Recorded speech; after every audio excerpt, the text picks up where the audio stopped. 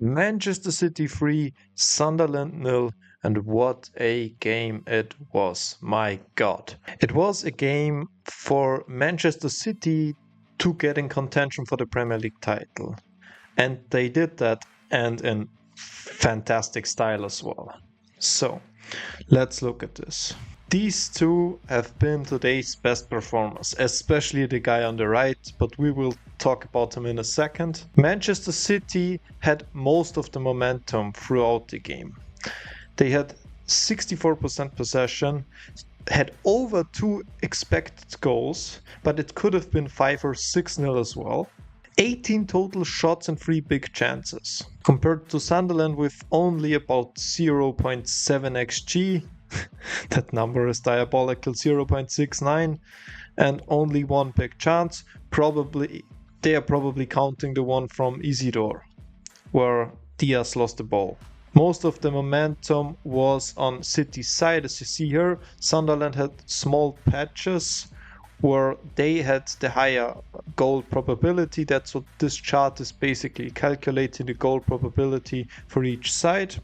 Within 35 minutes it was pretty much over because of 2 defender goals actually. Let's look at the lineup. So Manchester City lined up in a 4-1-4-1. Nico Gonzalez as a lone pivot, he had a pretty quiet game mostly, but that's what you do as a defensive midfielder. One quote about Busquets always said, if you do watch the game, you don't see him, but if you do watch him, you see the whole game. You'd think the same would go for Manchester City's centre backs as well, Gvardiol and Diaz, but they both scored a goal. In the 31st minute, Diaz unleashed a fantastic shot outside of the box, going into the top right with absolutely no chance for Robin Reus because it was also slightly deflected.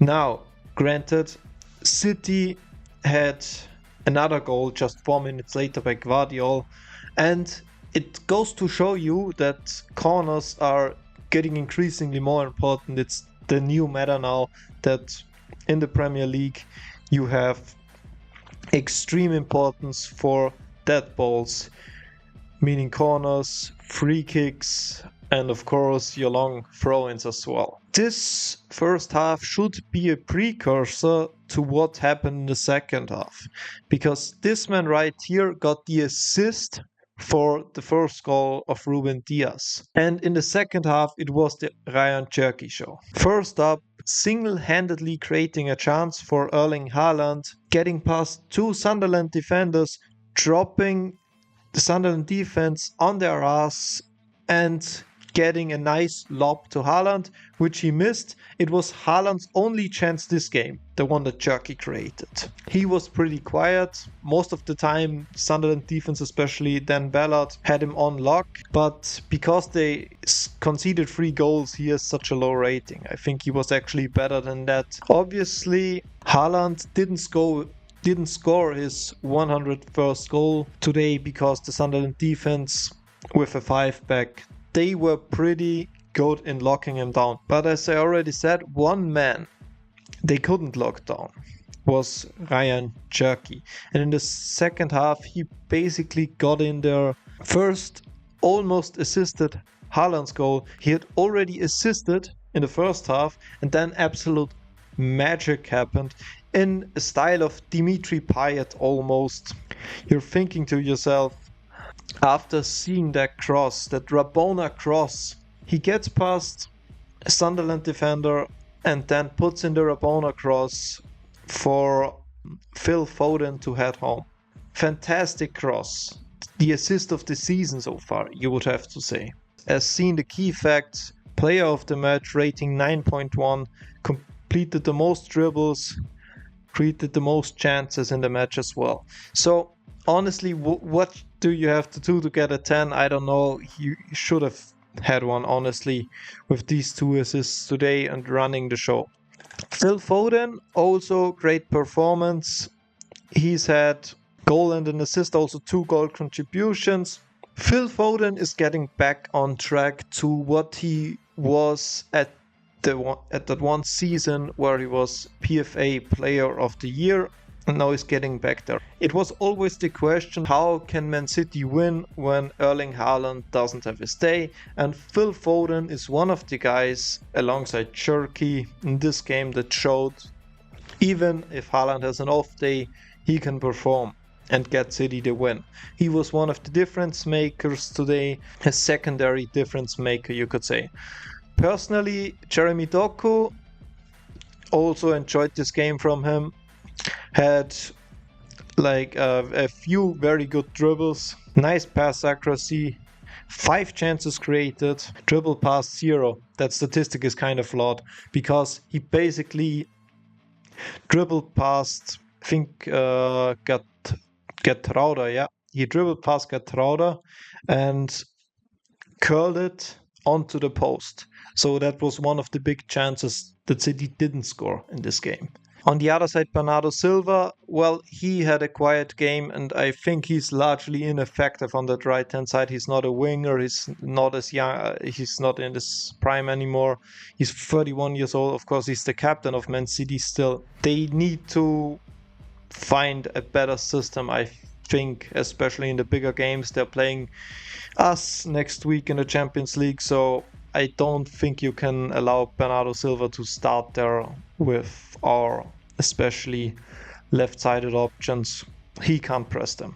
So for me, probably a double pivot of Nico Gonzalez and Tijani Reinders better, with Tijani Reinders being the more creative of the two sixes right here. And then a free man attacking midfield of Cherki, Foden, Doku with Haaland up front. That would probably be better.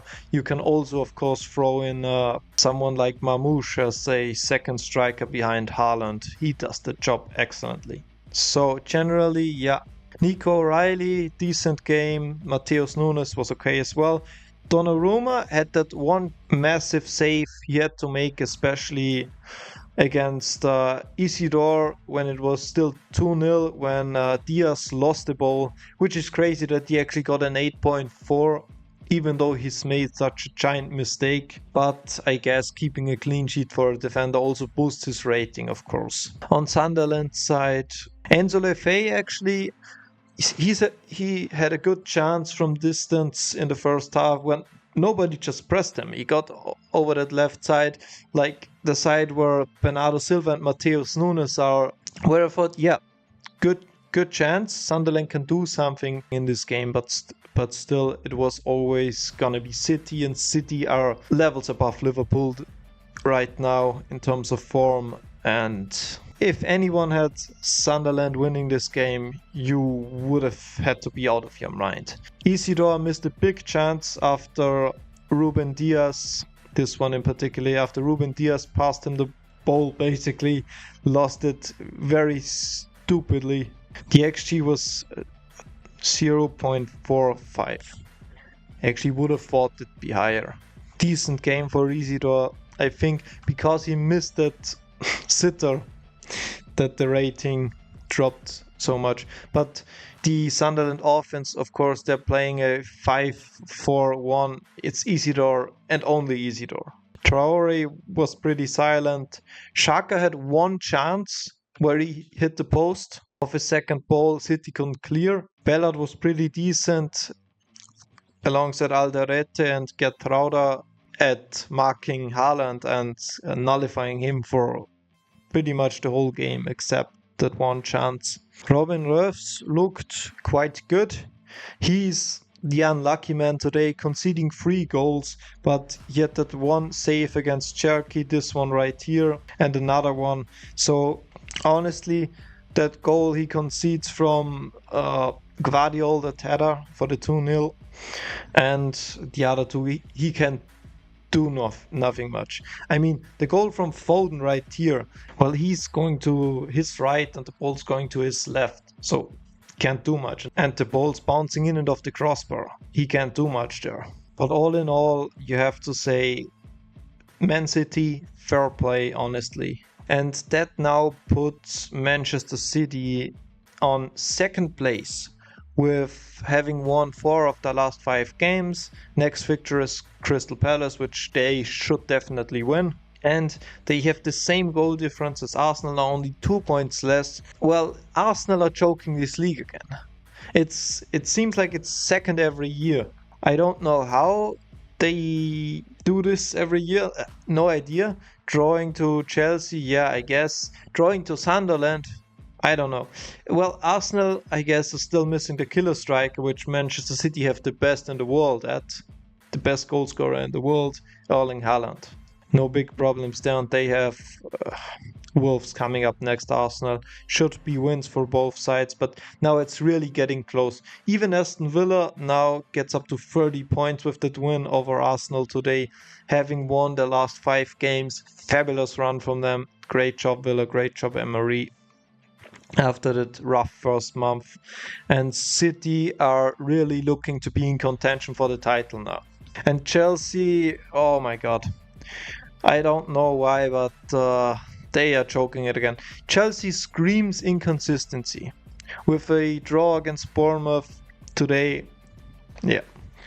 Obviously, I didn't watch Chelsea today because I did watch Manchester City against Sunderland. Sunderland dropping down to 7th. Well, at one time their form had to run out because Sunderland have a good team, just not the team to compete with Villa, Chelsea, City, Arsenal. And Everton, yeah, temporarily on 5th, I'm gonna say. Wow, what a game, honestly. That Cherki performance that put me out of a state of like almost sleeping, half asleep, to this, to just being in awe and thinking, what the fuck just happened? Is this real? Is this fake? Is this AI on my screen? But yeah, what a performance. They need to get him in the team as a regular starter, honestly. And get Bernardo out, get Ruben Diaz as a captain or something like that.